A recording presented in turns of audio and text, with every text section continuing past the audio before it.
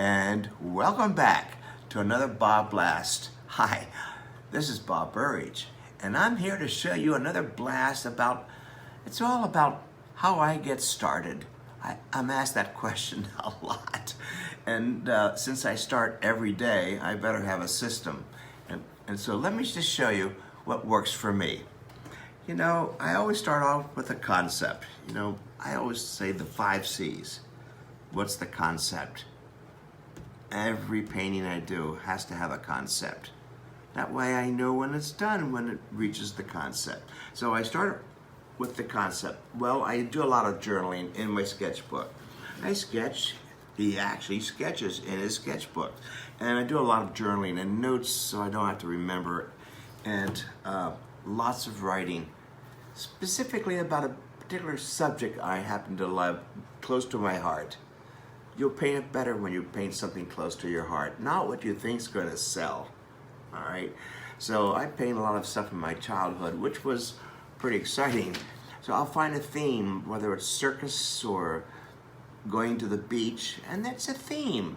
And then from there, I came up with the title. Believe it or not, I come up with the title first, not at the end. And so I get my titles. Well, guess what? The magic book, the Rose Thesaurus. This is what I use in my studio to come up with titles. I can't remember everything about circuses, so I might look up the word circus in here, and my gosh, there might be about 2,000 title possibilities. So now we start. Now we start the creative process. I'm excited about the subject matter. I have some titles down I write down in my sketchbook, and now I get started. So the next letter C, as you can see here, so that's the concept, is the composition. So there are about 16 different standard compositions out there. I have a chart on them, and this particular one, look at the composition, is the cruciform. Everybody does the cruciform. These are standard graphic designs that we all tend to lean towards.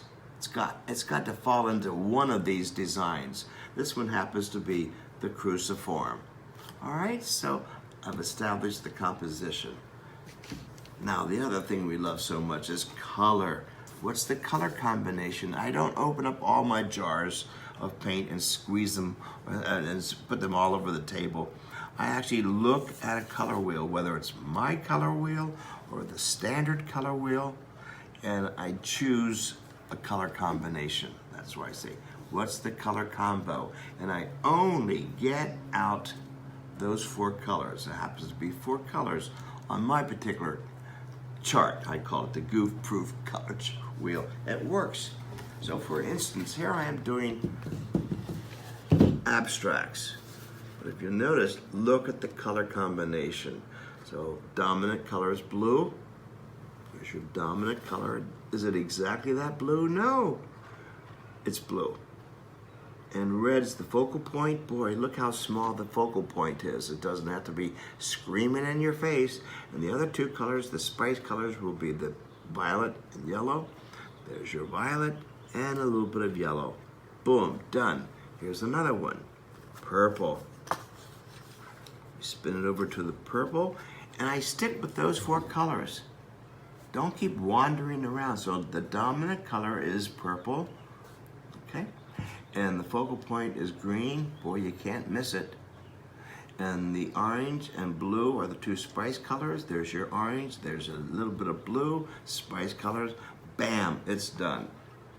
Now this is in the abstract. That's in the abstract. It could be fields of corn, it could be barnyards, it could be animals, but stick with that color combination. The next one is I continue, which means I do it more than just once. Here's an example of pears. I'm still working on this. Look at this, a full sheet. You can get 9 paintings out of this. And these are like my early morning sketches. Just kind of get things flowing, and it could be one simple object. Doesn't have to be an entire landscape with mountains and water and things like that.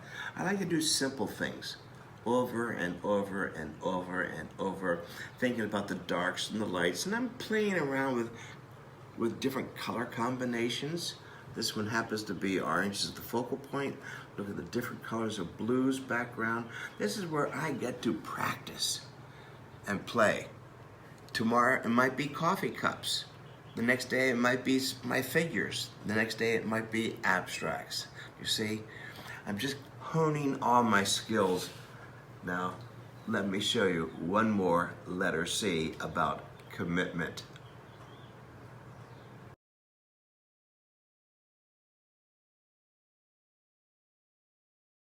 So, my last letter C is commitment. And I mean commitment. I have to write that down, otherwise my mind just bounces all over the place, right? During the process of a painting, I stay focused on the prize, as I like to say. So the commitment is like staying close to the theme. They all don't have to look the same, like twins, but more siblings. So here's a body of work that I'm working on from some of my figure sketch classes. So I like the beginning, so I'll continue working on this. So this is all about the powerful female series that I'm working on. So there's the color, that mostly dominant color is green. Look at all the different greens. The red's the focal point. Okay, and then you can continue on with some costuming. This was kind of a fun siesta kind of a painting pose that the model was doing in the studio. And again, these are just quick little sketches. And last one, I do like the diagonal composition. See, there's the composition. And obviously the dominant color is going to be blue, more of a neutral blue. And then right in here, the diagonal spot is going to be the focal spot, and that will be orange, according to the color wheel. Anyway, that's how I start a painting, and I stick with it all these years. Always do working with a concept, always a concept. And I title it, give it a title at the beginning. That way, when it matches the title, that's when I know it's done. I don't put it on Facebook and ask everybody else, is my painting done? And if they do respond to that, now it's their painting. So, make a commitment with yourself. You're better than you think you are. Composition, really strong. Keep the strong graphic design. Really important that you stick with a strong graphic design. Color combo, find one. Play around with all the different combos, all right, that are on your color wheel. Do one painting, but all different color combinations. What a great way to learn about color. Don't forget the neutrals. And you continue over and over and over and make a commitment. Don't keep bouncing all over the place. Hey, thanks a lot for watching this. This is one of my favorite subject matters because this is how I start every day. You can too. Take care. I'll see you at the next BobBlast.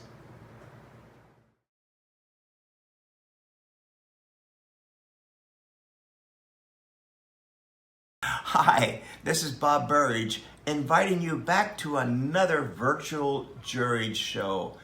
The last ones were so successful, we decided to do another one. And this one is called Mirror Image, a reflection. It can either be about yourself, it can be about your best friend, it can be abstract, it can be realism. Your interpretation, and so as you can see here, it can be from realistic to abstract. Your interpretation. I love this theme, mirror image. So 2D, all paintings. I can't wait to do all of this. And we have Sharon DeGiulio, who is our national juror for this one. You want to get into the show because she has such great explosive tastes on all kinds of art. She used to run the Art of the Carolinas, and now she's somewhat retired, but we pulled her out of retirement so she can now jury your work. This is going to be exciting. This $2,000 worth of prizes. Mirror image, your interpretation. Good luck, and remember the deadline is May the 3rd. Hurry up and start painting your portraits of anyone you want. Take care. Thanks for watching.